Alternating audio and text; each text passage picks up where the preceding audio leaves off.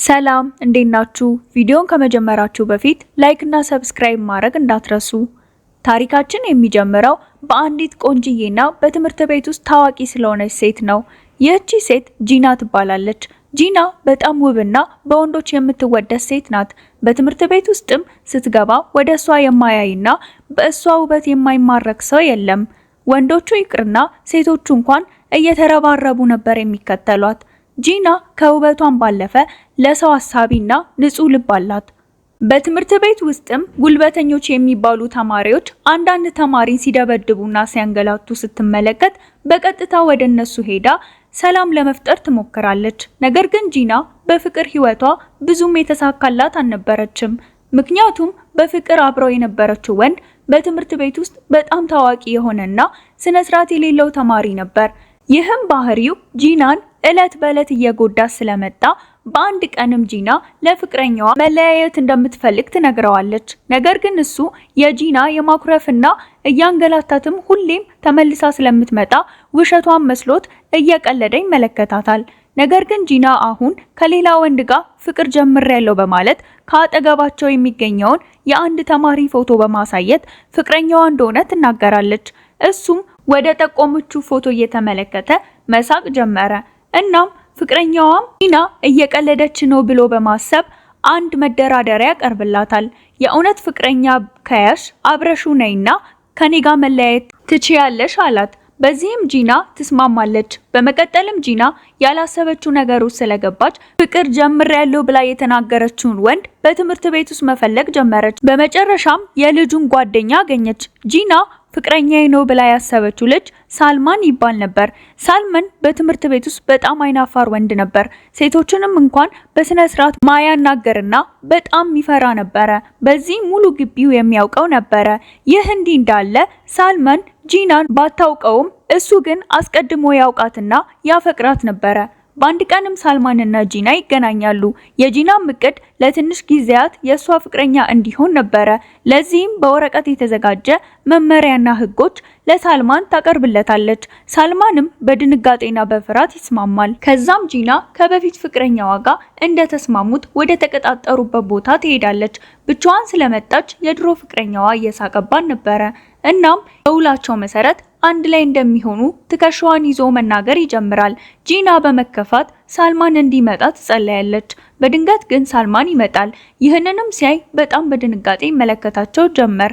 ሳልማን ጂናን እጇን ይዟት ይሄዳል። በሚቀጥለው ቀንም ሳልማን ምንም እንኳን የኮንትራት ፍቅር ቢሆንም እሱ ግን በጣም መደሰት ጀምሯል። አመሻሽ ላይም ሳልማን ጂናን እየጠበቃት ነበረ። ከዛም ጂና እየሄደች ባለበት ወቅት ሲያስቆማት ጂና በምላሹ የውሸት ፍቅር እንደሆነ በማስታወስ ትታው ትሄዳለች። ነገር ግን ጂና እየተራመደች ባለበት ወቅት የድሮ ፍቅረኛዋ ያያታል። በዚህም ተደናቅጣ ወደ ሳልማን ትመለሳለች። በዚህም በጣም ደስ ይለዋል። ጥለውትም ይሄዳሉ። ልምምድ የምታደርግበት ቦታ ድርሷት ስትጨርስም ወደ ቤቷ እየሸኛት ባለበት ወቅት ጂና በድንገት መኪና ሊገጫት ሲል ሳልማን በቅጽበት ጎትቶ ያድናታል። በዚህም ጂናና ሳልማን መታየት ይጀምራሉ። ጂናም ራሴን መጠበቅ እችላለሁ በማለት እጇን ታስለቅቀውና መሄድ ትጀምራለች። ጂና ለሳልማን ያላት አመለካከት በትንሹም ቢሆን እየተቀየረ ይመስላል። በዚህም ሳልማንን ስልክ ቁጥር እንዲሰጣት ትጠይቀዋለች። ሳልማን በድንጋጤ መለከታት ጀመር። ጂና ማስረዳት ትጀምራለች። በመጨረሻም ሳልማን ደስ በሚል ፈገግታ ስልኩን ይጽፍላታል። በሚቀጥለው ቀን ጂናና ሳልማን ተቀምጠው ምግብ ራባት ትነግረዋለች። እሱም በፍጥነት ይዞላት ይመጣል። ጂናም በዚህ በጣም ትገረማለች። የድሮ ፍቅረኛዋ ወይም ሃንጆንግ በጣም መቅናትና መናደድ ጀምሯል። አንድ ቀላል የሚባል ወንድ ጂናን ስለቀማው በንዴት መብሰልሰል ጀምሯል። በሚቀጥለው ቀን ሃንጆንግ እና ጓደኞቹ ሳልማን ላይ እየቀለዱበት ሳለ በድንገት ጂና መታ ከንፈሩን ትሰማዋለች። በዚህም ሃንጆንግ ከበፊቱ በተሻለ መናደድና መሳደብ ይጀምራል። ጃኬቱንም እያወለቀ በንዴት ትቷቸው ይሄዳል።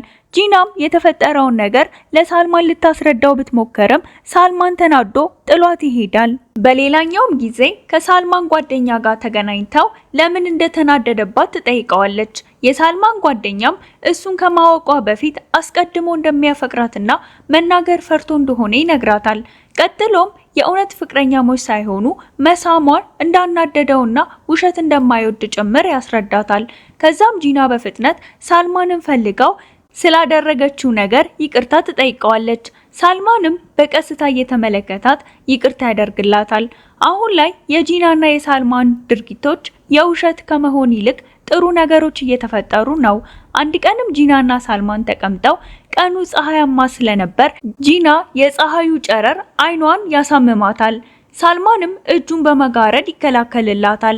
አሁን ላይ ሳልማን በተቻለው አቅም ሁሉ እየተንከባከባን ነው። በዚህም ጂና ጥሩ ስሜቶች ይሰማታል። አንድ ላይም ፎቶ መነሳት፣ አንድ ላይ መዋል ጀምረዋል። አመሻሽ ላይም ቅዝቃዜ ስለነበር ሳልማን ጃኬቱ አውልቆ ያለብሳታል። በሚቀጥለው ቀን ጂና የተነሱትን ፎቶዎች በሶሻል ሚዲያ ላይ ትለቀዋለች። በዚህም ሃንቾንግ ይመለከታቸዋል። ይህንንም ማመን አልቻለም። በስፖርት ክፍለ ጊዜያቸውም ሃንቾንግ የጂናን ልብ ለመሳብ መስራት ከሚገባው በላይ መስራት ይጀምራል። በዚህ የክላሶቹ ልጆችና መምህሮቹ ያጨበጭቡለታል። ጂና ግን ትኩረት አልሰጠችውም ነበረ።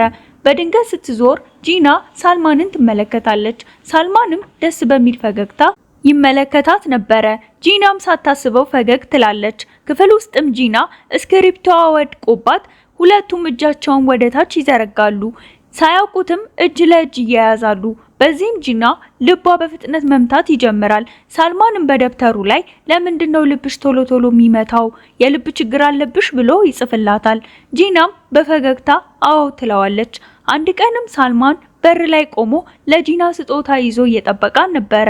የውሸት ፍቅረኛሞች ከሆኑ 20 ቀን እንደሞላቸው በፈገግታ ይነግራታል። ጂናም መሳቅ ትጀምራለች። ማታም እራት እንደምትጋብዘው ትነግረዋለች። ይህ ሁሉ እየተካሄደ የድሮ ፍቅረኛዋ እየተመለከታቸው ነበረ። ወደ አለፈው ትውስታውም ተመልሶ እሱ ለጂና ምንም አይነት ስጦታ እንዳልሰጣትና ይባስ ብሎ ለ7 ሰዓት ያክል ደከመኝ ሰለቸኝ ሳትል በር ላይ ተቀምጣ እንደምትጠብቀው ያስታውሳል። በዚህም ልቡ ይሰበራል። በሚቀጥለውም ቀን ሃንቾንግ ለጂና ቅርብ ወደ ሆነችው ጓደኛ በመሄድ ማታ ካፌ እንድትቀጥራት ያደርጋል። በዛው አጋጣሚ ጂናና ሳልማን ተቀጣጥረው ነበረ። ጂና ወደ ካፌው ስትሄድም የበፊት ፍቅረኛውን ትመለከታለች። እሷም በጣም ግራ ትጋባለች። ሃንቾንግም ሊያወራት እንደሚፈልግ ተናግሮ ጂና ትቀመጣለች። በጠረጴዛ ላይም ስጦታዎችን ደርድሮ እንደገዛላት ይነግራታል። እሷም እንደማትፈልግ ትነግረዋለች። ሃንቾንግም የታል ታዲያ ያ ፍቅረኛሽ ሲላት በድንገት ሳልማን ይመጣል። ነገር ግን ሳልማን ባየው ነገር ይደናገጣል፣ ተናዶም ይወጣል። ጂናም ተከትለው ትሄዳለች። የተፈጠረውንም ታስረዳዋለች። በጣም በመናደድ ትሄዳለች። በድንገት ግን አንድ ልጅ ጋር ትጋጫለች። ይቅርታም ጠይቃ ትኩረት ሳትሰጠው ትሄዳለች። ነገር ግን ጂና እየተራመደች ባለበት ወቅት ከኋላዋ የሆነ ሰው እየተመለከታት ስትዞር ቅድም የተጋጨችው ሰው ነበረ። ለምንድነው የምትከተለኝ ብላ ትጠይቀዋለች። እሱም በቅርቡ አንድ ላይ እንሆናለን ይላታል።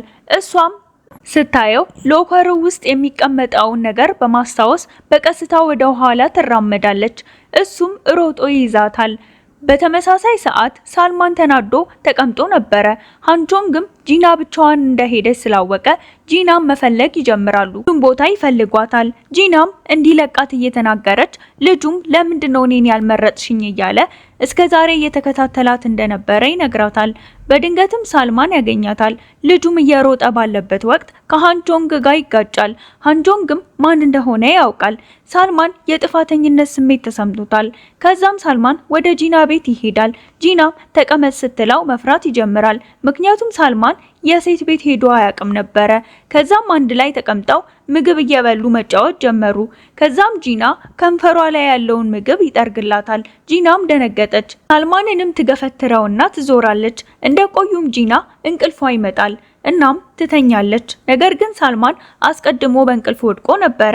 በሚቀጥለው ቀን ሃንቾንግ ጓደኛሞች ባይሆኑ እንኳን ጓደኛሞች እንዲሆኑ ይጠይቃታል። ነገር ግን ሃንቾንግ ያላወቀው ነገር ቢኖር በጂናና በሳልማን መካከል ብዙ ነገሮች እየተፈጠሩ መሆኑን ነው። የሚቀጥለው ቀን ሃንቾንግ የቲቪ ኢንተርቪው ላይ ጨዋታው ላይ ጂና ብትኖር ደስ ይለኛል በማለት ይናገራል። በዚህም ሳልማን በጣም ተናዶ ወደ ሃንቾንግ በመሄድ ለምን እንደዚህ እንዳደረገ ይጠይቀዋል። እሱም ነገሩን ቀለል አድርጎ ትቶት ይሄዳል። በሚቀጥለው ቀን የጂና ጓደኛ ምግብ አልበላች በጣም ደክሟት ሳልማን ይመለከታታል። ከዛም የሚጠጣ ነገር ይሰጣታል። ከዛን ቀንም በኋላ የጂና ጓደኛ ለሳልማን ያላት አመለካከት ተቀየረ። እየወደደችው መጣች።